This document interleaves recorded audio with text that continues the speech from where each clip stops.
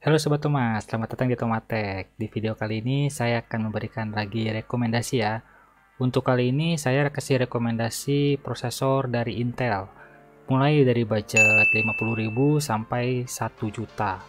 Disclaimer dulu seperti biasa, untuk list yang saya berikan ini merupakan prosesor bekas ya, alias second gitu. Juga untuk harga yang saya infokan itu merupakan harga patokan pertengahannya ya. Jadi di pasaran sana bisa jadi lebih murah, bisa jadi juga lebih mahal. Dan juga nggak lupa ini merupakan subjektif saya sendiri, pendapat saya sendiri. Jadi kalau teman-teman ada rekomendasi lain di harga tertentu, boleh tulis di kolom komentar ya. Oke, kita langsung masuk aja ke list yang nomor satu, yaitu ada Core 2 Duo yang series 8000 ya. Biasanya series 8000 ini dimulai dari harga 50 ribuan. Ada E8400, E8600 dan seterusnya lah. Prosesor ini cocok banget buat teman-teman yang mau buka usaha kayak usaha printing, fotokopi atau jadiin PC sebagai kasir gitu, bisa-bisa aja karena prosesor ini murah banget gitu. Dan misalnya kalau teman-teman mau build PC untuk ngetik-ngetik gitu atau untuk browsing doang gitu, prosesor ini bisa jadi pilihan sih karena memang cukup gitu ya untuk hal-hal yang seperti itu. Tapi prosesor ini cuman punya dual core dan dual thread ya, yang artinya nggak bisa terlalu banyak multitasking gitu. Jadi cuman fokus di satu tugas atau satu task aja gitu. Untuk LGA yang dipakai adalah LGA 775 ya. Motherboardnya itu kisaran 200 ribuan ke atas lah ya. Lanjut ke nomor 2 yaitu ada Core 2 Quad 8000 series ya. Saya rekomendasiin lagi yang 8000 karena di pasaran sana banyak banget yang jual 8000 series. Jadi kalau teman-teman mau yang 9000 series itu ada juga, silahkan. Cuman biasanya beda harga ya. Untuk yang Core 2 Quad 8000 series ini mulai dari harga 100 ribuan ya. Untuk soketnya juga dia menggunakan LGA 775 sama seperti yang Core 2 Duo tadi. Tapi ingat teman-teman, untuk LGA 775 ini ada yang pakai RAM DDR2 dan ada yang pakai RAM DDR3. Jadi saya sarankan teman-teman kalau mau build Core 2 Duo atau Core 2 Quad yang tadi, beli yang motherboardnya yang DDR3 ya, jangan yang DDR2. Soalnya lumayan kan speed RAM-nya gitu. Untuk perbedaan dengan yang Core 2 Duo tadi, Core 2 Quad ini sesuai namanya dia punya quad core ya, punya 4 core dan 4 thread. Jadi untuk multitasking tapi nggak bisa yang berat-berat ya. Untuk multitasking yang ringan-ringan gitu masih sanggup sih, masih oke. Dibanding yang Core 2 Duo tadi yang cuman hanya satu tas doang gitu. Kalau 2 tas atau sampai 3 tas gitu kayaknya udah berat ya. Oke, sekarang nomor 3 ada Core i3 Gen 2 atau Gen 3 ya. Tapi saya rekomendasikan untuk teman-teman membeli yang Gen 3 ya. Misalnya yang i3 3220 ini. Soalnya kenapa? Gen 2 sama Gen 3 itu lumayan beda performanya, cuman nggak terlalu jauh. Tapi harganya itu bedanya tipis-tipis aja. Kayak sekitar 20 atau 30 ribuan gitu bedanya. Core i3 Gen 3 ini mulai harganya dari 150 ribuan ya teman-teman. Dan untuk soket yang digunakan itu adalah soket 1155, yang mana kalau teman-teman mau lebih murah lagi itu pakai yang seri basicnya yaitu H61. Tapi perlu diingat lagi H61 itu ada yang PCIe gennya masih PCIe Gen 2. Jadi kalau teman-teman mau ambil H61 usahakan cari yang PCIe-nya Gen 3 ya.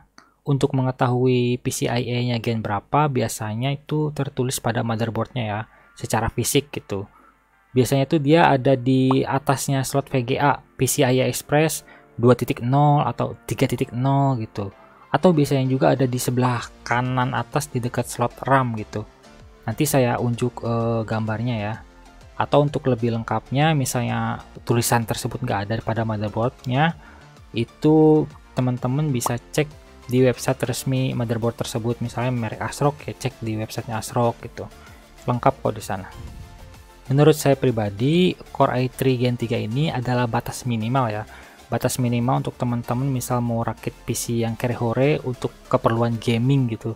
Ini oke banget sih menurut saya, karena Core i3 ini punya L3 cache 3 MB ya, itu udah lancar banget lah buat main game-game online yang ringan-ringan itu, misalnya kayak PB, Dragones, dan teman-temannya gitu.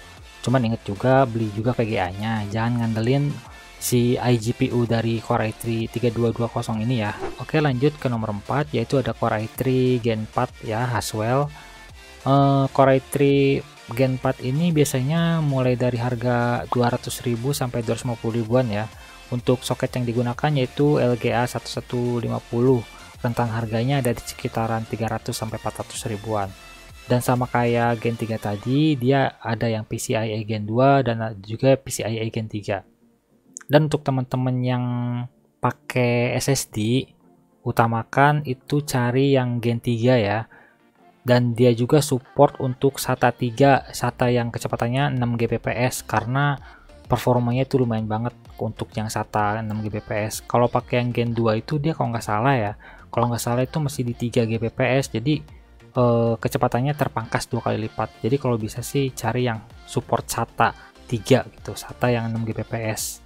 Kalau mau pasti itu teman-teman bisa ambil yang seri B. Untuk yang Gen 4 ini bisa cari B85. Untuk yang Gen 3 tadi yang sebelumnya itu B75. Harganya sekitaran 450 ribuan lah kurang lebih ya. Oke, di nomor 5 ada Intel G4560 ya. Untuk teman-teman yang pengen build PC DDR4 tapi dengan budget terbatas, ini sih solusi yang tepat ya. Jadi Intel Pentium G series ini ada di harga 200.000 sampai 260.000 ya untuk yang generasi 6 dan generasi 7. Untuk soket yang digunakan yaitu LGA 1151 yang tentunya udah support DDR4. Untuk harga motherboardnya itu yang seri H110M ada di kisaran 500 ribuan lah ya. Dan untuk teman-teman yang pengen pakai M.2 SATA atau NVMe, itu teman-teman bisa beli juga motherboard yang seri B ya, yaitu B250 yang udah support M.2 NVMe, ada di harga sekitaran 650 sampai 750 ribu. Tapi menurut saya sih untuk Pentium G series ini pakai seri H aja ya, karena untuk menekan budget gitu ya. Kalau udah seri B itu menurut saya sayang aja sih. Mungkin untuk Core i5 atau Core i7 yang Gen 67 itu baru sih menurut saya cocok untuk seri B ya, dipasangkan dengan seri B.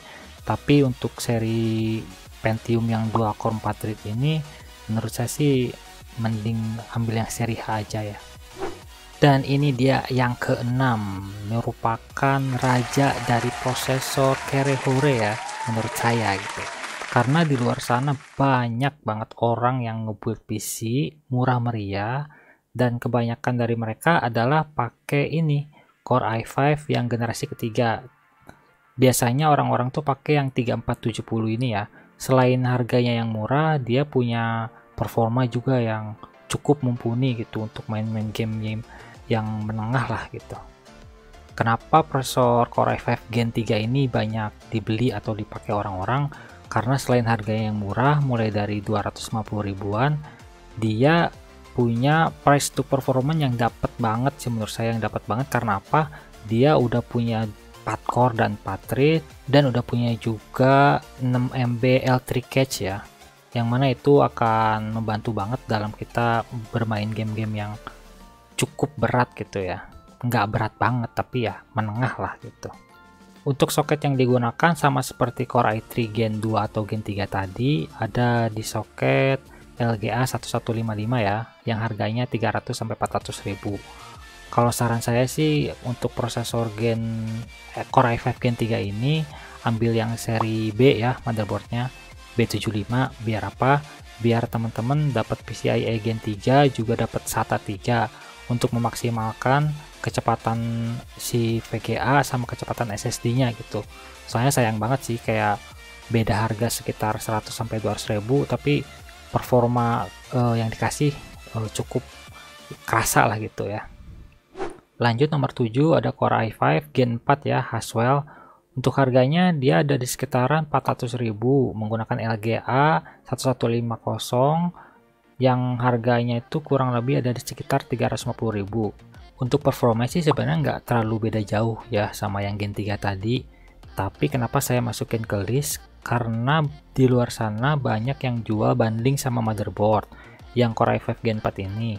Biasanya yang motherboard build up atau motherboard yang biasa gitu ya, banyak yang ngebundling dan mereka jual dengan harga murah daripada yang Gen 3 tadi yang biasanya orang jual tuh prosesornya aja, tapi yang Gen 4 ini biasanya orang jual bundling dengan motherboardnya. Jadi kenapa saya masukin, ya itu salah satu alasannya sih. Lanjut lagi ke nomor 8, yaitu ada Core i7 generasi kedua. Ini mulai dari harga 400 sampai 450 ribuan gitu kurang lebih ya. Dia pakai soket LGA 1155 ya, sama kayak yang Core i5 Gen 3 tadi. Untuk seri basicnya bisa pakai H61 atau untuk opsional lainnya yang pengen dapat PCIe Gen 3 SATA 3 itu bisa pakai B75. Dan untuk Core i7 generasi kedua ini adalah satu-satunya Core i7 yang saya masukin di dalam list ini ya. Karena apa? Karena saya mempertimbangkan harganya juga teman-teman. Core i7 Gen 2 ini ada di kisaran 400 sampai 450. Sedangkan yang Gen 3-nya itu udah meloncat jauh lagi, ada di sekitaran 500.000, 600.000 lebih gitu. Makanya price to performance itu menurut saya nggak dapat untuk Core i7 ini. Jadi pendapat saya seperti ini. Ketika teman-teman pengen build PC, Core i3 itu ada di harga 150.000, Core i5 ada di harga 300.000, Core i7-nya ada di harga 600. Sedangkan performa yang didapat itu nggak plek-plekan 2 kali lipat gitu. Misalnya yang Core i3 ke Core i5 nih, dia memang 2 kali lipat performanya, harganya juga 2 kali lipat. Tapi untuk Core i5 ke Core i7 itu harganya 2 kali lipat, tapi performanya nggak 2 kali lipat. Itu yang menyebabkan Core i7 ini menurut saya performanya kurang dapet gitu ya.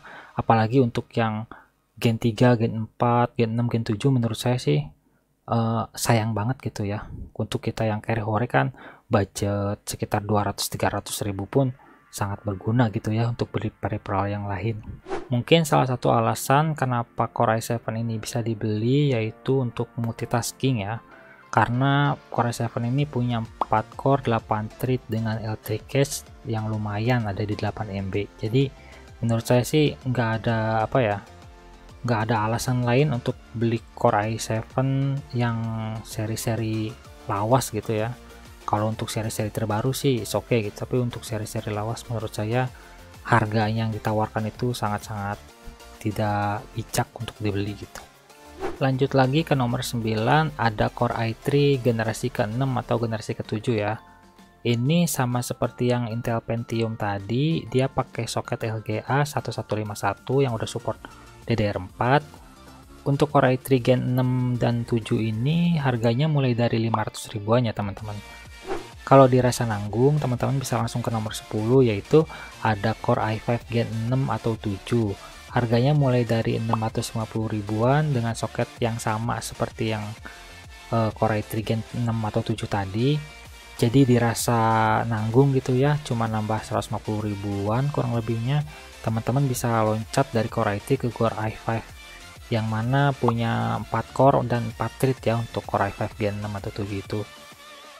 Untuk Core i5 atau Core i3 yang Gen 6 dan 7 ini sebenarnya nggak bisa banyak dibahas ya, karena mereka ini ada di kelas yang menurut saya itu nanggung gitu, ada di tengah-tengah gitu.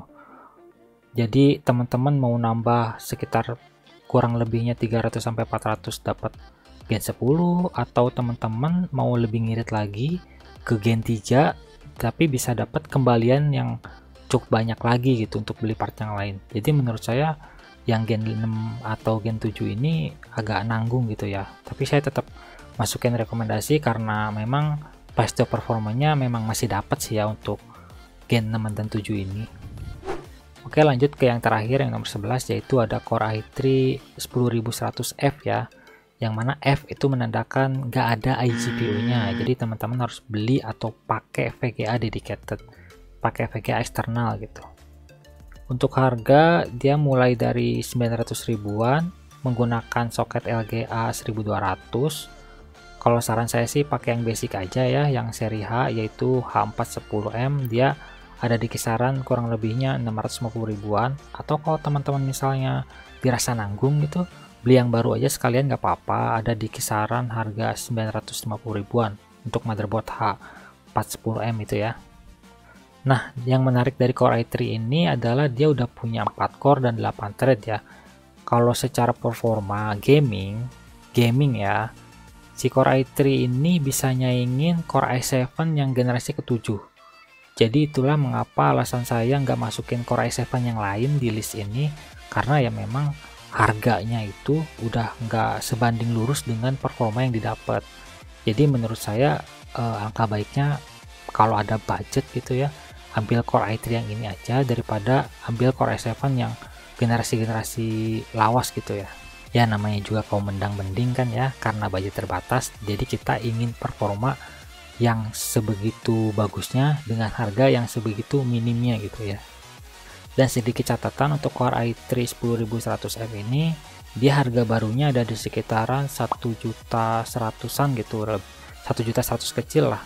Jadi kalau misalnya teman-teman dirasa kayak nanggung gitu, nambah sekitar 200 ribuan dapat yang baru, silakan aja, monggo. Tapi kalau saya tetap sarankan yang second dan masih bergaransi ya. Ingat, masih bergaransi. Oke, itu aja sih ya list rekomendasi yang bisa saya berikan untuk prosesor Intel ini di harga 1 juta ke bawah gitu ya. Jadi semua tergantung kebutuhan teman-teman, butuhnya untuk apa, budgetnya ada berapa, silakan atur lagi sebijak mungkin. Dan hati-hati juga dalam membeli barang second, utamakan COD, datang ke lokasi si sellernya gitu ya. Atau kalau misal beli online, pastikan garansinya, minta garansinya, atau kalau bisa sih yang gen baru ini kayak Core i3 10100F itu pastikan yang masih garansi resminya on ya gitu. Untuk prosesor-prosesor yang lawas, minta aja garansi personal kayak sebulan gitu kurang lebihnya. Walaupun prosesor ini salah satu part yang bisa dikatakan jarang rusak gitu ya, tapi untuk jaga-jaga nggak apa-apa kita minta garansi ke si sellernya. Oke Sobat Tomat, mungkin itu aja yang bisa saya informasikan. Kalau ada salah ucap atau salah informasi yang saya berikan, mohon maaf yang sebesar-besarnya karena saya juga di sini masih butuh banyak belajar ya. Terus dukung channel Tomat Tech dengan cara subscribe dan share ke teman-teman kamu, oke?